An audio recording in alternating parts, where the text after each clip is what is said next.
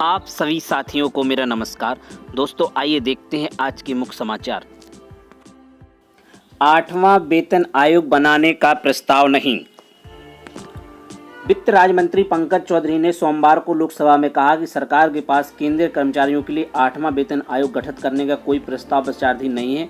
1947 से अब तक 7 वेतन आयोग का गठन किया जा चुका है। हर 10 साल के बाद केंद्र सरकार कर्मचारियों को वेतन ढांचे को संशोधित करने के लिए वेतन आयोग का गठन करता है। 7वां वेतन आयोग 28 फरवरी 2014 को गठित किया गया था। देश में पहला वेतन आयोग जनवरी 1946 में गठित किया गया था। वेतन आयोग का संवैधानिक ढांचा व्यय विभाग के तहत आता है, यानी वित्त मंत्रालय के तहत आता है। एक अन्य सवाल में पंकज चौधरी ने लोकसभा में बताया कि सरकार ने वित्त वर्ष 22-23 में इंफ्रास्ट्रक्चर से जुड़ी संपत्तियां बेचकर 1.62 लाख करोड़ रुपए जुटाने का लक्ष्य रखा है। तो 8वां वेतन आयोग बनने का कोई अभी प्रस्ताव नहीं है। चलिए बढ़ते हैं अगली खबर की ओर।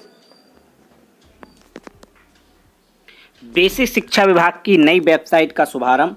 बेसिक शिक्षा की नई वेबसाइट का शुभारंभ करते राज्य मंत्री स्वतंत्र प्रभार संदीप सिंह जी।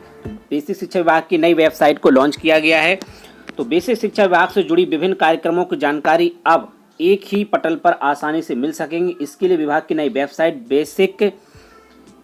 basiceducation.up.gov.in का बेसिक शिक्षा राज्य मंत्री स्वतंत्र प्रभार श्री संदीप सिंह जी ने सोमवार को शुभारंभ किया। राजधानी में नबीउल्लाह रोड स्थित मध्याह्न भोजन प्राधिकरण कार्यालय में आयोजित कार्यक्रम में मंत्री ने कहा, यह वेबसाइट बेसिक शिक्षा विभाग से जुड़े शिक्षकों, कर्मचारियों और छात्रों के साथ ही अभिभावकों व आमजन के लिए सूचना परक है। इस मौके पर मंत्री ने विभाग से जुड़े एनजीओ के प्रतिनिधियों के साथ बैठक भी की।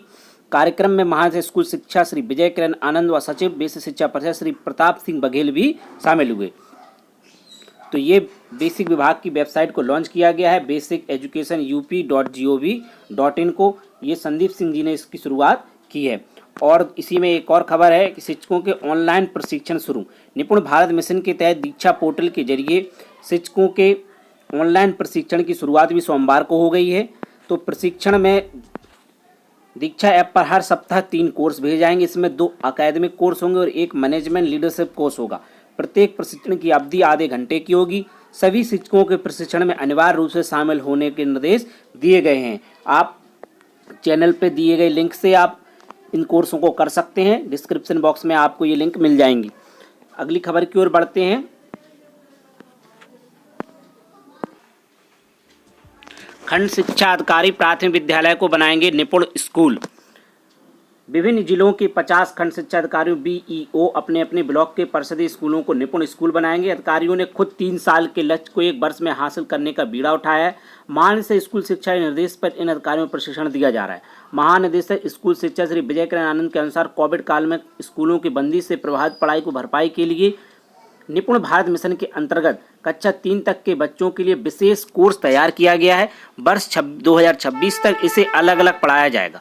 वर्तमान सत्र में 1 सितंबर से मार्च 22 सप्ताह का इसका संचालन, विशेष क्लासरूम संचालन प्रस्तावित है। भाषा व गणित की इसमें पढ़ाई होनी है। इसी के तहत वर्तमान सत्र में 50 खंड शिक्षा अधिकारियों को सुपर 50 योजना के तहत प्रशिक्षण किया जा रहा है। इन अधिकारियों ने खुद अपने ब्लॉक में मार्च 26 तक का लक्ष्य 23 में ही पूर्ण करने का कहा है। बाहरी एजेंसी करेंगी दावे को प्रमाणित।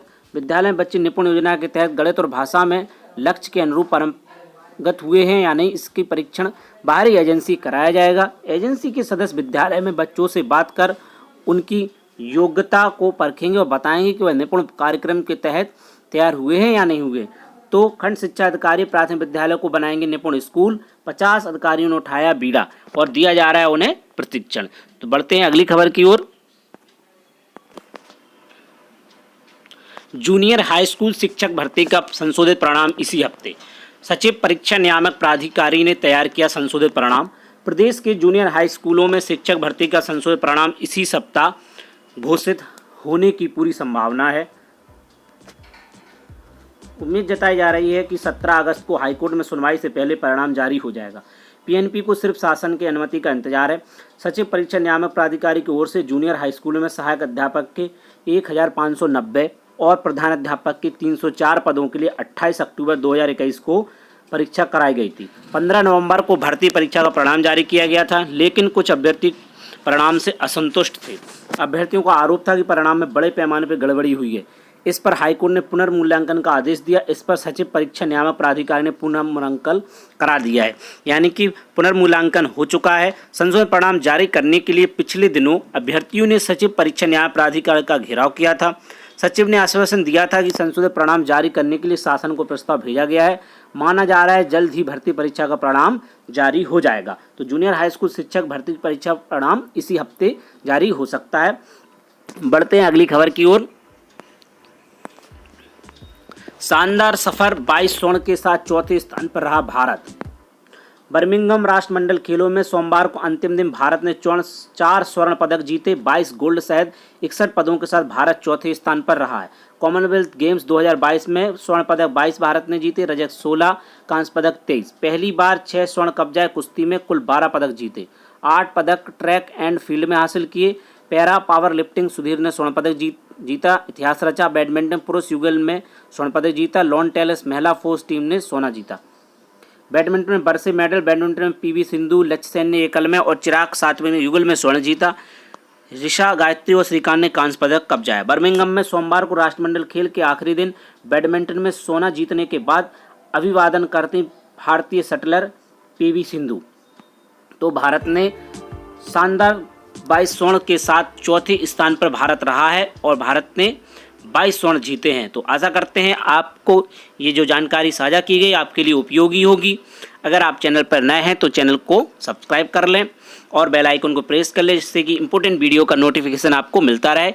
तो मिलते हैं अगली इम्पोर्टेंट न्यूज़ के साथ नेक्स्ट वीडियो में। आप सभी साथियों का बहुत बहुत धन्यवाद। जय हिंद।